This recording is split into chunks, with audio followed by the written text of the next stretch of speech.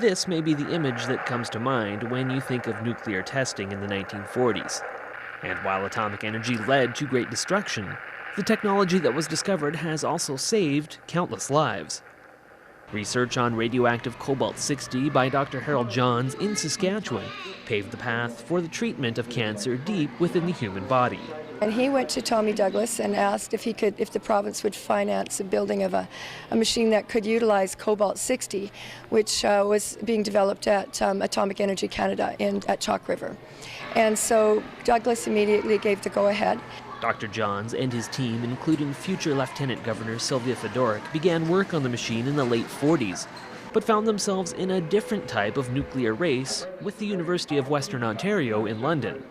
Although the Eastern School finished theirs days earlier, the U of S researchers were the first to effectively treat someone who had cancer. That patient was a woman by the name of Molly Birch. She was in her 40s and she had 4 children, and she had cervical cancer.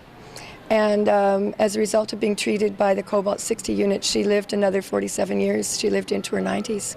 This original machine went on to be used on another 6,000 cancer patients.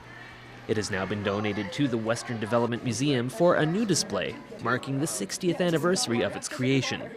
The technology created here in Saskatchewan has led to the successful treatment of millions of people around the world.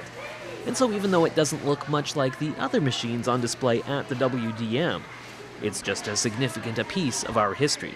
A lot of us, when we think of that, we automatically think of steam tractors, we think of threshing machines, we think of combines, horses, but there's so much more to it.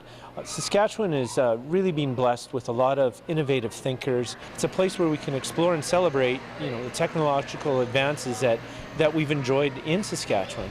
For Shaw TV, I'm Simon Hyatt.